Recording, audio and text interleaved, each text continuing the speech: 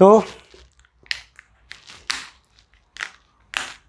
Welcome to this episode friends, और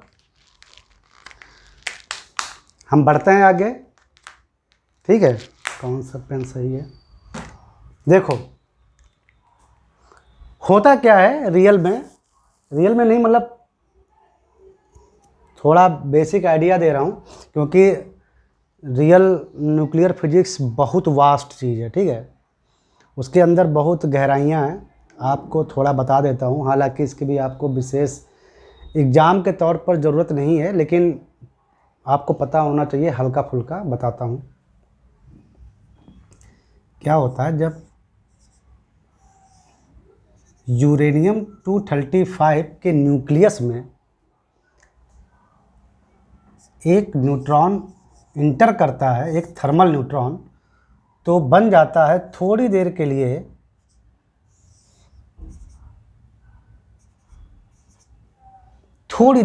ये stage आती है। रियल में यही है जो विखंडित होता है, जो फिशन होता है। ये इस न्यूक्लियस में जब ये थर्मल न्यूट्रॉन इस न्यूक्लियस के अंदर इंटर करता है, तो ये बनता है ट्रांजिशन स्टेट में, और ये बहुत एक्साइटेड हो जाता है। इसकी इंटरनल एनर्जी न्यूक्लियस की बढ़ जाती है, यूरेनियम 236 की। उसके न्यूक्लियस की इंटरनल एनर्जी बहुत बढ़ जाती है, और उसका जो न्यूक्लियस है वो हाईली अनस्टेबल हो जाता है। फिर ये टूट जाता है। किसमें? जैसे कि हमने बताया, बेरियम, एग्जाम्पल बेरियम का ले रहे हैं, तो बेरियम में और क्रिप्टॉन में, और भी न्यूक्लाइड्स में टूट सकता है, किसी और दो डिफरेंट न्यूक्लाइड्स में, लेकिन हम सिर्फ इन्हीं का एग्जाम्पल ले रहे हैं। इनमें टूट जाता है। एक्चुअली इनमें भी नहीं टूटता है, वो कुछ ऐसे टूटता होगा और हायर न्यूट्रॉन नंबर में, थोड़ी देर के लिए मान लो ऐसे टूट गई। अब देखना, ये जो यूरेनियम 235 न्यूक्लियस था, इसमें ऑलरेडी न्यूट्रॉन ज़्यादा थे। न्यूट्रॉन थे 143। मतलब आप देख रहे हैं कि न्यूट्रॉन प्रोटॉन से बहुत ज़्यादा है, यानी ये ऑलरेडी एक रिच एलिमेंट था इन न्यूट्रॉन, या कह लो कि ये एक रिच न्यूट्रॉन न्यूक्लाइड था, रिच न्यूट्रॉन न्यूक्लाइड, यानी इसमें रिचनेस थी न्यूट्रॉन की। और ये जो प्रोडक्ट जो बनते हैं ना टूटने के बाद, जब ये टूटा, ये ट्रांजिटेड न्यूक्लाइड, यानी बिल्कुल थोड़ी देर के लिए बना हुआ एक्साइटेड न्यूक्लाइड यूरेनियम 236, जब ये टूटा, तो ये जो बनते हैं ना ये प्रोडक्ट, यानी डॉटर न्यूक्लाइड्स, ये भी न्यूट्रॉन रिच होते हैं। इनमें न्यूट्रॉन बहुत होते हैं, और ये बहुत एक्साइटेड स्टेट में होते हैं, क्योंकि इनमें बहुत एनर्जी होती है। क्यों? क्योंकि जब ये टूटते हैं तो एनर्जी रिलीज होगी। जब न्यूक्लियस टूटता है तो एनर्जी रिलीज होती है, क्योंकि हमने आपको बताया मास लॉस होता है, स्टेबल न्यूक्लाइड बनते हैं, तो एनर्जी रिलीज होती है। वो एनर्जी इन दोनों को मिलती है, तो ये बहुत एक्साइटेड हो जाते हैं। एक्साइटेड होते हैं और उनकी काइनेटिक एनर्जी भी बढ़ती है। बहुत कॉम्प्लेक्स प्रोसेस है, बहुत सिंपल लैंग्वेज में समझा रहे हैं हम आपको।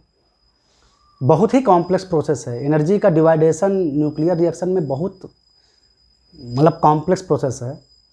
तो जब ये इनको एनर्जी जब ये मिलती है ना, यही जो रिलीज हुई है एनर्जी, तो ये बहुत हाईली एक्साइटेड होते हैं, और ये न्यूट्रॉन रिच भी होते हैं।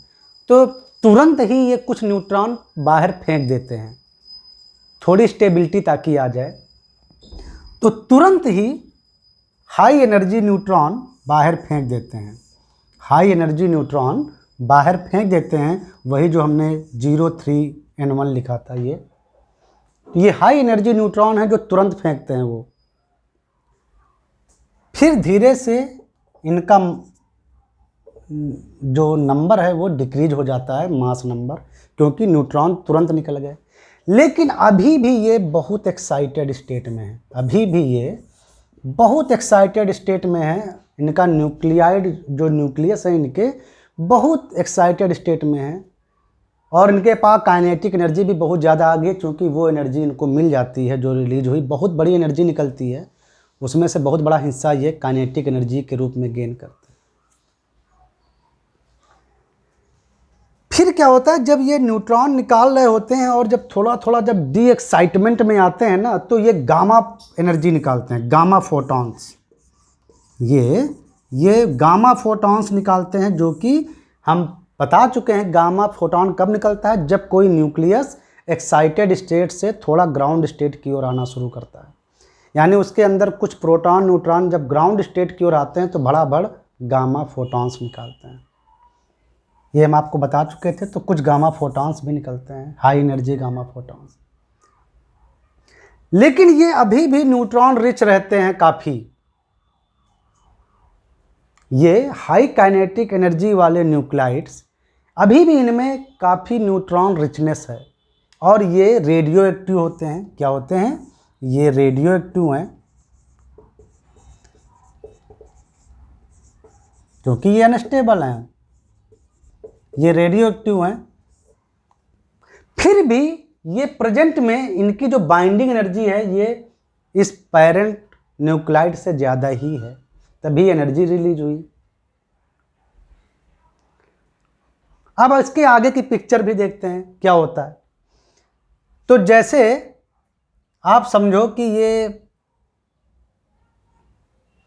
बेरियम है, बेरियम 56 बेरियम 141 लिखा है, ठीक है।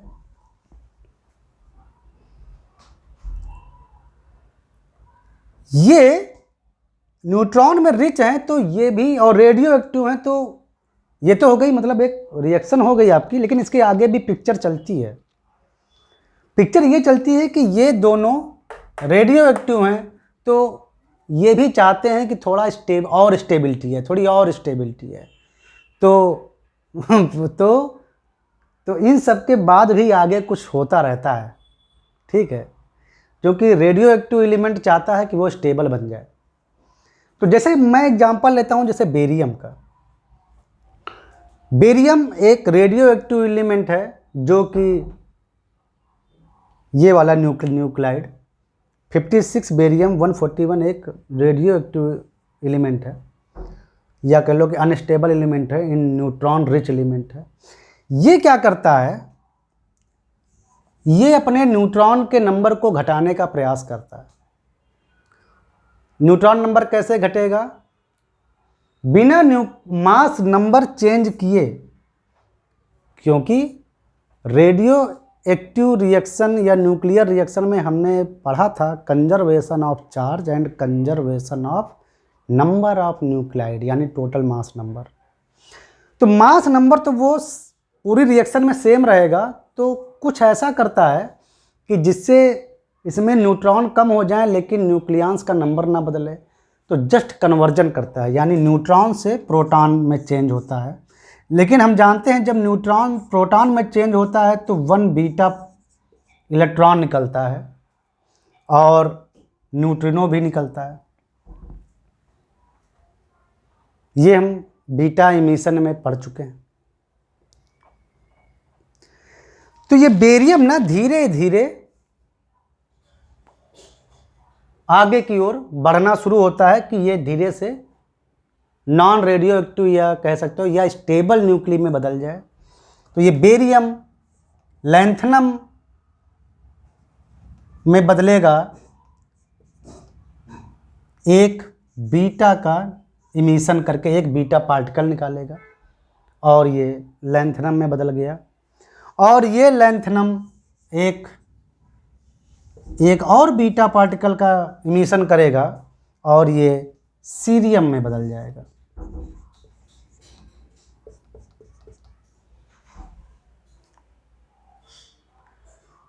मतलब इसी तरह रिएक्शन चलेगी आगे, और जब तक कि ये स्टेबल न्यूक्लियाइड यानी कि स्टेबल न्यूक्लियाइड ना बन जाए। बीटा इमिशन के साथ न्यूट्रिनो निकलता है। ये न्यूट्रिनो बहुत सारी एनर्जी लेकर भागता है, और न्यूट्रिनो सिंस किसी मैटर से मतलब इंटरेक्शन नहीं करता है, तो ये एनर्जी लेकर गोल मतलब भाग जाता है, निकल जाता है, इसको पकड़ने वाला कोई नहीं। तो रिएक्टर में 6-7% एनर्जी जो हम लोग रिएक्टर लगाते हैं ना, न्यूक्लियर रिएक्टर, जिससे कि एनर्जी मिले हमको, उसमें से 6-7% एनर्जी तो ये न्यूट्रिनो लेकर गोल हो जाता है, निकल जाता है, मतलब कॉस्मिक इन्वायरमेंट में भाग जाता है लेकर, क्योंकि वो किसी से इंटरेक्ट करता नहीं, उसको पकड़ना लगभग इम्पॉसिबल होता है। तो वो सारी एनर्जी लेकर 6-7% टोटल रिएक्शन की एनर्जी लेकर गोल हो जाता है। बची हुई एनर्जी प्रोडक्ट्स जो बनते हैं उनको काइनेटिक एनर्जी देने में यूज होती है, और बहुत सी एनर्जी गामा इमिशन में निकलती है। 2% एनर्जी कम से कम गामा इमिशन में निकल जाती है, और बची हुई बाकी एनर्जी न्यूट्रॉन, ये जो बनते हैं ना हाई एनर्जी न्यूट्रॉन, जो निकलते हैं पावरफुल हाई एनर्जी न्यूट्रॉन, इनमें आ जाती है। तो इस तरह से एनर्जी का डिस्ट्रीब्यूशन होता है। लेकिन जो मेजर एनर्जी होती है, ये जो टुकड़े बनते हैं बड़े न्यूक्लाइड, ये जो दो बड़े बड़े जो टुकड़े जो बनते हैं रेडियो न्यूक्लाइड के, इनकी काइनेटिक एनर्जी बढ़ाने में खर्च होती है। धीरे धीरे ये न्यूक्लाइड अपने स्टेबल स्टेट में आते जाते हैं, यानी आगे भी रेडियो एक्टिव डीके प्रोसेस चलता रहता है। तो जस्ट कहानी यहाँ से भी नहीं ख़त्म होती, आगे भी चलती है। लेकिन हमको आगे की कहानी आपको सिर्फ इसलिए बताए कि किस तरह मतलब एनर्जी का डिस्ट्रीब्यूशन होता है। न्यूट्रिनो एनर्जी लेकर भाग जाते हैं रिएक्टर से, तो हमको एनर्जी कम मिलती है, और जो ये प्रोडक्ट जो बनते हैं ये भी अपनी रेडियो एक्टिव डीके प्रोसेस को जारी रखते हैं। तो एनर्जी बहुत देर तक भी मिलती है।